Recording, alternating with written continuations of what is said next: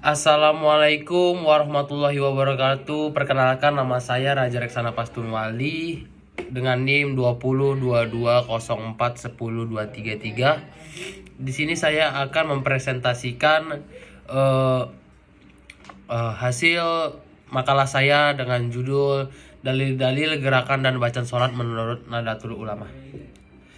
Yang pertama ada pendahuluan. Jadi ya, yang pertama itu sholat 5 waktu sehari merupakan ibadah wajib bagi umat Islam. Sholat berjamaah adalah sholat yang dikerjakan secara bersama-sama. Muhammadiyah dan Nahdlatul Ulama adalah dua organisasi Islam di Indonesia yang memiliki pandangan serupa tentang pentingnya sholat dalam Islam.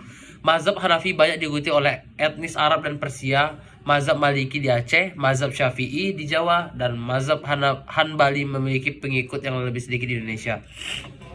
Organisasi harus mampu beradaptasi dengan perubahan yang terjadi dalam masyarakat.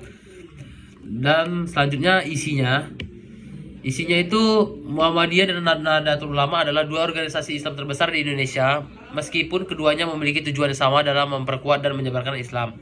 Terdapat perbedaan dalam pendekatan, fokus, dan metode kerja antara Muhammadiyah dan Nahdlatul Ulama. Nahdlatul Ulama sebagai salah satu organisasi Islam terbesar di Indonesia, mengacu pada ajaran Islam yang terdapat dalam Al-Quran, hadis, dan juga menghormati warisan ajaran dari para ulama terdahulu. Nahdlatul Ulama mengakomodasi tradisi dan praktik-praktik Islam yang telah berakar dalam masyarakat Indonesia. Mereka menerapkan gerakan sholat yang lebih luas dan mengizinkan gerakan tubuh yang lebih leluasa, termasuk gerakan tangan yang lebih tinggi. Pendekatan gerakan sholat Nahdlatul Ulama mencerminkan pengaruh budaya lokal dan praktik sufi di Indonesia. Nahdlatul Ulama juga memiliki peran yang signifikan dalam bidang pendidikan. Organisasi ini mendirikan ribuan madrasah sekolah agama di seluruh Indonesia, mulai dari tingkat dasar sehingga perguruan tinggi. Selain itu, Nahdlatul Ulama juga terlibat dalam kegiatan sosial dan kemanusiaan. Organisasi ini memberikan bantuan kepada masyarakat yang membutuhkan, terutama dalam situasi darurat seperti bencana alam. Oke.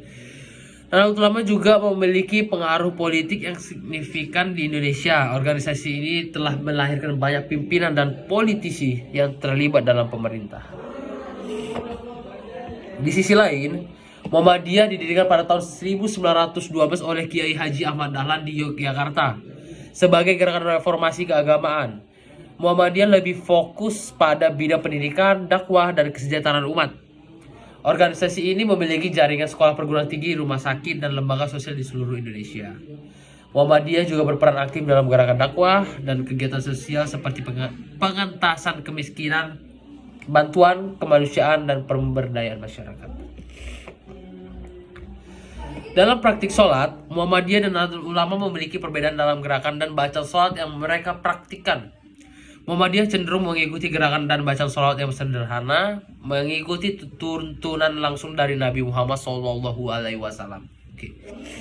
Gerakan sholat dalam Muhammadiyah didasarkan pada hadis-hadis yang menggambarkan gerakan yang dilakukan oleh Nabi Muhammad. Mereka menganjurkan gerakan tangan yang tidak terlalu tinggi dan membatasi gerakan tubuh lainnya. Sementara itu, Nahdlatul Ulama mengacu pada tradisi dan praktik-praktik Islam yang telah berakar dalam masyarakat Indonesia. Mereka mengizinkan gerakan sholat yang lebih luas dan menghormati pengaruh budaya lokal serta praktik sufi di Indonesia. Nahdlatul Ulama juga menerapkan bacaan-bacaan yang telah diwariskan secara turun-temurun dalam praktik sholat di masyarakat Indonesia. Sebagai contoh, dalam takbiratul ihram, Nahdlatul Ulama menggunakan bacaan Allahu Akbar yang diucapkan 3 kali. Perbedaan ini mencerminkan variasi dan perbedaan dalam praktik sholat di antara mazhab-mazhab Islam yang berbeda. Muhammadiyah dan Nahdlatul Ulama memiliki paham dan interpretasi Islam yang berbeda serta mendasarkan interpretasi dari dan praktik Islam mereka pada Al-Quran, hadis, serta tradisi dan kitab-kitab klasik Islam.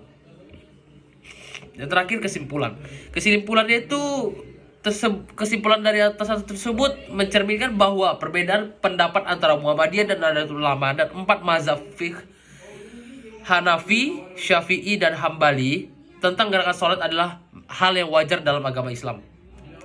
Muhammadiyah cenderung mengikuti praktik sholat yang sesuai dengan pemahaman individual, sedangkan NU mengikuti mazhab Syafi'i.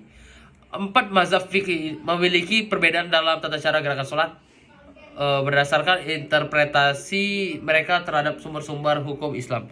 Pentingnya menjaga sikap saling menghormati, toleransi, dan dialog ditekankan dalam menghadapi perbedaan pendapat ini. Dialog antar mazhab dan antar organisasi dapat membantu memahami dan menghormati pandangan yang berbeda. Kerukunan dan persatuan umat Islam yang juga penting dalam membangun hubungan harmonis. Sekian dari saya. Wassalamualaikum warahmatullahi wabarakatuh.